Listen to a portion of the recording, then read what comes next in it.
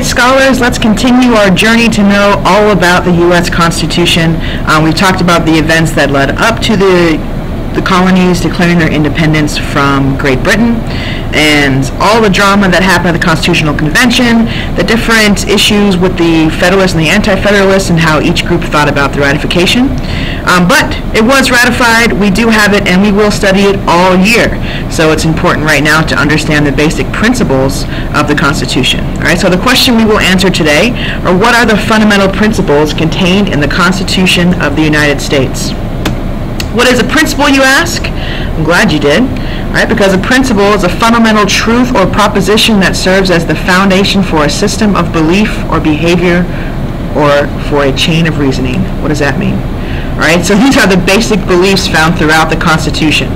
The main things the framers thought about, the main things they cared about, and we will see these throughout the entire Constitution, right, based on the different things in each of the articles that we'll talk about soon, what each branch is responsible for, what the states are responsible for, right? But just the basic beliefs that guide the Constitution and are going to guide the different parts of the Constitution that we will study all year. Oops. All right, the first one we have here is consent of the governed. All right, and this means that people are the only source of governmental power. Right, you've probably heard about, you remember this phrase, consent of the governed, right? We saw this a whole bunch in the Declaration of Independence. This very notion that is established by John Locke. Remember, John Locke said that there's no legitimate government that does not have the consent or the will of the people behind it. And so that was very much used by Jefferson in writing the Declaration of Independence, and we'll also see it throughout the Constitution. All right. Also, limited government. All right. So, because people are the only source of government, we have to give up some of our powers or some of our rights in order to have an effective government, just like John Locke said. And furthermore, that government may only do things that the people have given it the power to do. Remember, we don't want to be a king anymore. We don't want to live under a monarchy anymore. We are our own independent, free states. All right, away from the government of England. All right, so we want to have a say in what's going to happen. If the government's going to change, if the Constitution is going to be amended, it has to be up to the people. It has to be up to the state governments, it has to be up to the individual people and the national government. All right, no kings. Now, we also have separation of powers, right? So because the government is limited because we can tell the government what to do and what to not do, because we are the government. We are the governed. And one way to limit that is by separating the powers. Okay, government is divided into three separate and equal branches. We have the legislative branch, the executive branch, and the judicial branch. And we'll talk about those when we start the government tree and what each branch is supposed to do and where the article that governs that branch is found in the Constitution. All right, now can you remember, remember this came big from Madison's Virginia plan, all right? But go even further than that, which philosopher gave Madison this idea? So when he drafted the Virginia plan at the convention, what philosopher was he pulling from to get this idea? I bet you know it. I bet you know it. Did you guess Montesquieu? If you guessed Montesquieu, you would be correct. And it wouldn't be a guess, it would be a scholarly assumption. All right, remember Montesquieu, 3 syllables, Montesquieu, 3 branches of government. That's how I remember it always. All right. All right, we have the rule of law. So the Constitution of the United States is supreme and all individuals are accountable under the law. This was the biggest issue that the Federalists and Anti-Federalists disagreed on. Right? Who should have more power? The state government or the national government? Right? Ultimately, we know that the Federalists won and the national government is the supreme law of the land. The national government is the Constitution. So states cannot do anything that will violate federal law or violate the national Constitution. Okay? Now, it doesn't mean that states have no power. They still do. And that's in our next slide. Federalism. All right? So we have federalism. We have government powers are divided between the national government and state governments. So what I want you to do here is to draw this Venn diagram in your notes. And I would take a whole new page to do this so that you can fill it in nicely, as I'll show you on the next slide. All right, so we're going to have different states. I'm sorry, all states are going to have a certain number of powers, and the national government is also going to have their own powers, and there will be some in here that are shared. Okay, something that both national government and state governments do. All right, let's fill it in. On one side, you should have the federal or national powers. These are things that Congress does, the President does, the Supreme Court does, right? The things that the national government does, or the federal government. National and federal means the same thing. Right? In the middle, you're going to have your concurrent or shared powers. All right? You might hear me refer to them as either concurrent or shared. It means that both the national government and state governments have these types of powers. And then on the right side, you have the state or reserved powers. All right? I might refer to these powers as either state powers or reserved powers. I call them reserved powers because, as we'll see, anything not listed in the Constitution therefore remains up to the states. All right? And we'll see what that looks like. Let's start with the federal powers here.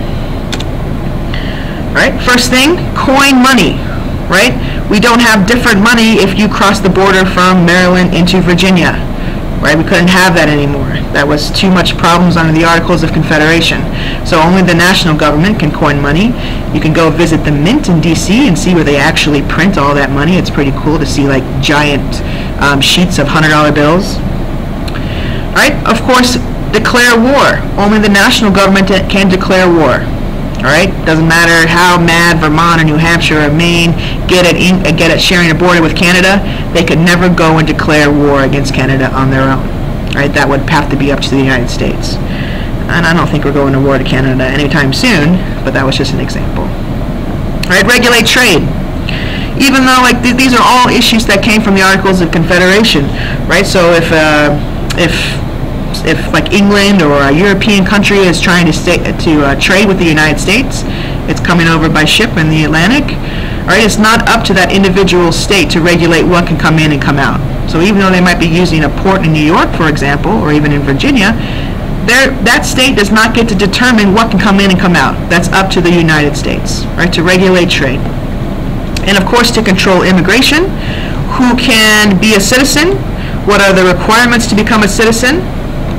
Okay, we might even see states like Arizona who have hyped up their border patrol, but they cannot control who can come in and come out.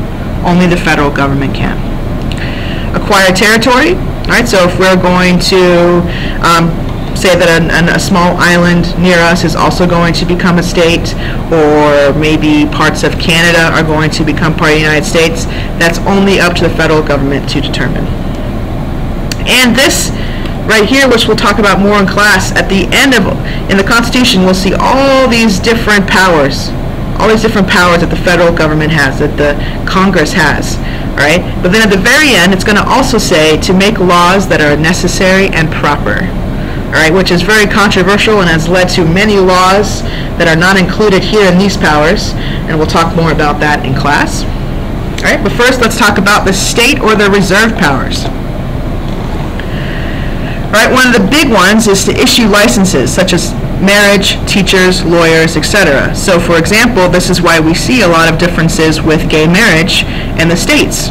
All right, because that was their state's power. That power is reserved for the states. So if one state wants to recognize same-sex couples as being married, they have the right to do that. It would not violate any national law over here. All right, but that meant that other states could deny it. That's starting to change now. We could talk about that more in class, but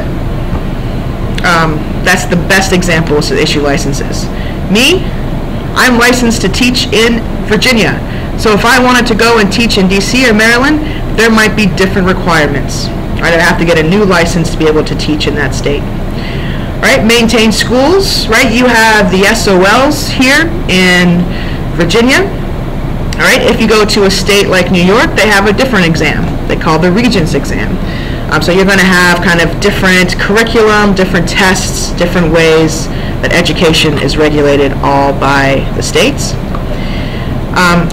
The state also has the power to regulate elections, okay, to determine their voting districts and to carry out those voting. So for example, Hayfield will be a polling place. A lot of schools are polling places. It's up to the states to determine where those are and how those run. The states also have the power to regulate the sale of alcohol and tobacco, and this is where it's getting tricky too, because a lot of states are starting to regulate the sale of marijuana as well here, and kind of including that in one of their reserved powers. But for example, if you are trying to buy alcohol in Virginia, right, you have to go to the ABC store in order to buy liquor. Some states, they don't sell liquor in the grocery store, like Virginia. In other states, like Michigan or California, they do. You could go and buy a bottle of vodka right at a grocery store. So states have made a decision whether or not they want that. Selling alcohol on Sunday, right? It's another thing that would be up to the state to regulate and determine. And like I said, anything not given to the federal government or restricted by the Constitution. That's why we call it reserved powers. So in the Constitution, we'll see a whole long list of things, right, that the government can do. And then at the bottom, it says anything that's not here is up to the states. All right? Now we have the concurrent or shared powers. I bet you that you can think of some things that would go here. The biggest one is to collect taxes. All right, you have to pay taxes both to the federal government and to the state of Virginia. All right, so state taxes as well as income taxes. Your sales tax is going to be determined by the state you're in. All right, your income tax is the same no matter what state you're in. All right, crimes and punishments. Some states allow the death penalty. Other states do not. Right? Some states allow children to be tried as an adult if they have committed a super serious crime. Other states don't. Okay? How long you have to serve in prison before you're eligible for parole? Things like that. Those are all determined by the states. I'm sorry, determined both by states and by the federal government. Okay? Because we have some federal laws and federal prisons, but we also have state prisons. All right, and of course, to establish courts, there's a Supreme Court, there's district courts, there's national courts, but there's also Fairfax County Court. There's also the Virginia Supreme Court. All right, so you'll see both courts in nationally, federal courts, as well as state and local courts. And of course, the police force.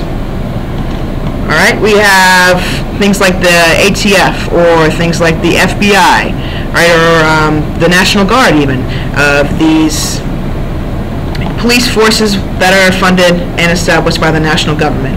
But then we also have a sheriff's office, right, or the Fairfax County Police, or DC Metropolitan Police, right? Those are also local governments working alongside national governments. All right? So make sure this is all in your notes.